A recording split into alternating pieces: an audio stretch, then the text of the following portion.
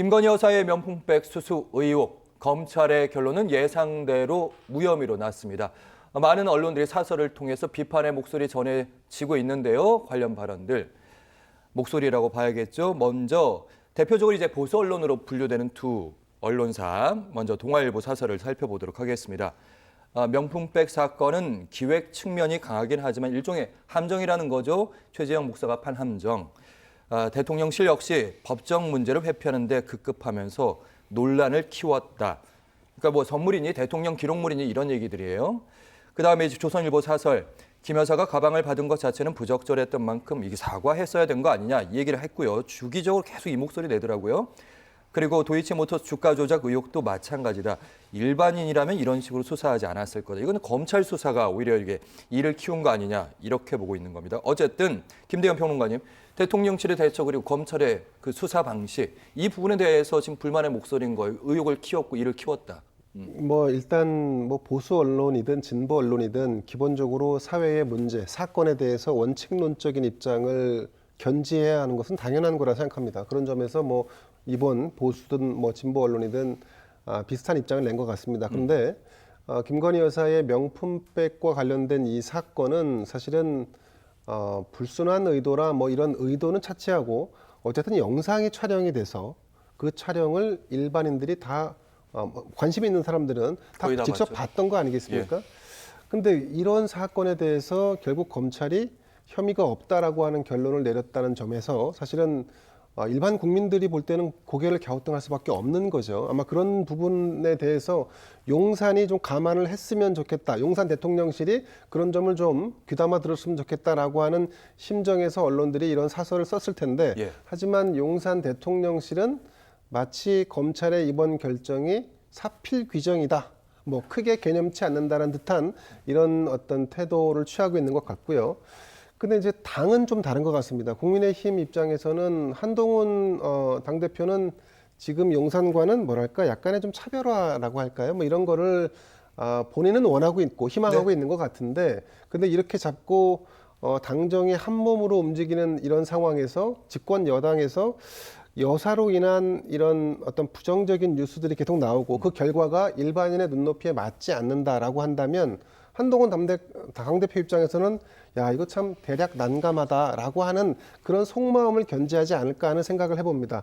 자 어쨌든 다시 말씀드립니다만 의도와 불법 여부를 차치하고 그 영상 자체가 노출됐고 그 노출된 영상으로 인해서 수사가 진행이 됐는데 이것에 대해서 고위공직자의 부인, 대통령의 부인 그리고 또 나아가서는 수많은 고위공직자의 부인들이 향후에 이와 유사한 사건이 벌어졌을 때 모두 혐의 없음, 무혐의 처분을 받을 가능성이 열렸다는 점에서 저는 굉장히 좀 우려스럽다는 점을 지적하지 않을 수 없고 또 한 가지는 검찰이 그럼 이 사건을 정말 진지하고 악착같이 수사를 했는가에 대해서 스스로를 돌아볼 필요가 있다. 일반인이었으면 이런 결과가 나오지 않았을 가능성이 좀 높다라고 보고 그런 차원에서 본다 그러면 검찰에 대한 개혁, 이를테면 검찰에게 수사권을 지금 부여하고 있는 이런 몇 가지 사안도 다시 회수해야 되는 그런 계기가 아닌가 하는 생각을 해봅니다. 네, 결론적으로 이제 검찰 개혁에 대한 목소리도 나올 것이다 이런 말씀까지 전망해 주셨는데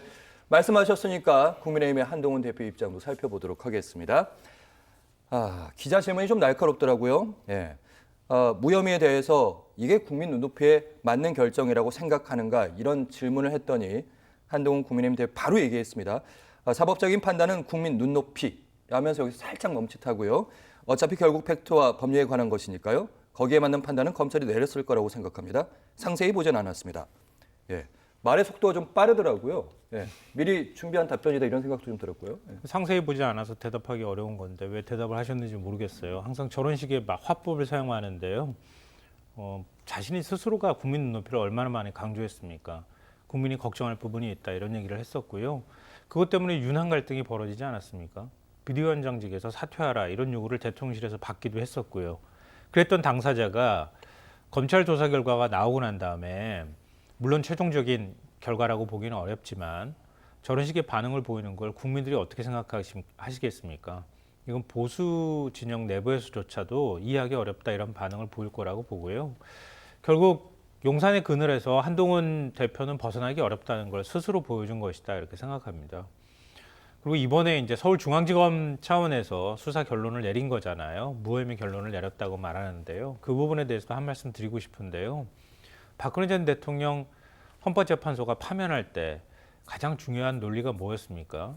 공적인 시스템을 대통령 스스로 무너뜨렸다는 거예요. 그러면 지금 대한민국 모습 보십시오. 윤석열 정권 모습 보세요. 수사기관이라고 하는 검찰, 그리고 부패방지기구 역할을 한 최고 기구라고 할 수 있는 국민권익위, 이런 데서 대통령 배우자는 명품백을 받아도 됩니다라고 사실상 얘기를 한 거나 다름이 없잖아요. 이걸 국민들이 뭐라고 생각하겠습니까? 이렇게 공적인 시스템을 대통령 부부를 위해서 무너뜨리게 되면 그 결과가 어디로 갈까요? 즉 국민들이 분노하는 마음이나 이런 것들을 아직 표출을 하지 않았을 뿐이지, 논리상으로는 지금 대통령 부부 보호를 위해서 모든 공적 기관이 다 움직이고 있다고 해도 과언이 아니잖아요.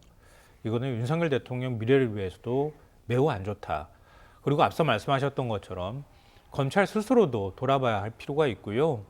검찰총장조차도 이해할 수 없는 수사 방식을 지금 사용한 건데, 경호처 건물로 검사를 불러서 조사하는 이런 전례도 없는 일을 벌여놓고 결과를 무혐의로 내놓게 되면 검찰 스스로의 수사의 공정성도 의심받을 수밖에 없는 상황으로 만든 것이다. 나중에 검찰개혁에 야당이 법안을 개정을 하려고 법안을 발의한다 하더라도 국민들은 검찰을 바꿔야 한다고 하는 생각들을 더 많이 하실 거라고 봅니다. 그 어떤 그런 논리에 대해서 나중에 반대할 말을 논리를 만들어낼 수 있을까 참 걱정입니다. 네, 앞으로 공직자의 부인은 명품백을 받아도 아무 일이 없는 것인가, 이 한 가지 부분을 두 분께서 짚어주셨고요. 그리고 이제 시선은 이원석 검찰총장에게 향하고 있습니다. 그러니까 특혜도 성역도 없다 이런 얘기를 했었는데, 그렇게 말해놓고 이제 수사팀의 결론을 그대로 받아들일 것인지, 아니면 수사심의를 소집해서 다시 한번 이 사건을 검토할 것인지, 김성환 평론가님. 법 앞에 예외가 없다는 말을 이원석 검찰총장이 얼마나 많이 얘기를 했어요. 그리고 지난번에 김건희 여사 조사하고 난 다음에 국민들한테 사과까지 했잖아요. 그러니까 예외를 뒀다고 하는 의미 때문에. 근데 이원석 총장이 할 일이 제가 볼 때는 없을 것 같아요. 이미 검찰 내부에서 패싱을 당하고 있잖아요. 그러니까 조사하는 방식에도 문제가 있고 그걸 보고를 제대로 받지도 못했잖아요. 그럼 지금 이창수 서울지검장이 법무부 장관 통해서 김주현 민정수석과 직통으로 뭔가 의사를 주고받았다고밖에, 받고 있다고밖에 볼 수가 없는 거예요. 근데 현실적으로 수사심의위원회 여는 게 방법이라고 얘기하지만 이것 또한 지금으로서는 실효성이 떨어진다는 의견이 더 우세한 것 같아요. 왜냐하면 9월 13일이 퇴임일이거든요. 지금 수사심의를 소집한다 하더라도요, 수사심의위원을 추첨하는 과정도 필요하고요. 수사심의위원회를 열지부터 결정해야 되고, 수사심의위원을 추첨을 해야 되거든요. 무작위 추첨을 통해서 한 200여 명 중에서 10여 명 정도를 뽑아야 되거든요. 뽑고 거기서 또 심의를 하고 그리고 결론을 내놓는다. 이게 퇴임 전에 가능할지 모르겠어요. 일정상. 그리고 지금 이원석 총장이 수사심의 카드를 빼들게 되면 검찰 스스로가 공정하지 못한 수사를 했다고 하는 그런 논란에 휩싸일 수밖에 없거든요. 검찰 스스로도 상당히 부담스러운 일이 될 겁니다. 그래서 마지못해서 하는 수 없이 나오는 카드가 이건 것 같아요. 이원석 총장이 수사 지휘권이 있거든요. 명품백 문제와 관련해서는. 그러니까 이원석 총장이 승인하지 않으면 검찰은 기소든 불기소든 결정할 수가 없어요. 결정 안 하고 퇴임하는 겁니다. 그럼 다음번 검찰총장이 이 부분을 또 자기 손으로 결정을 해야 되거든요. 이 부담을 검찰 스스로가 고스란히 다 질 수밖에 없는 상황이다. 그리고 검찰이 이렇게 결론을 내린다 하더라도 윤석열 대통령의 청탁금지법 위반 혐의나 김건희 여사의 알선수재나 변호사법 위반 혐의와 관련한 그런 내용이 다 없어지는 건 아니거든요. 퇴임 이후까지 생각을 해야 되기 때문에 이것만 가지고 저는 면죄부를 받을 수 있을 거라고 생각하지는 않습니다. 다만 우리나라 검찰이 얼마나 정권 눈치 보기를 하고 초라한 모습을 보이는지 이걸 스스로 보여줬다.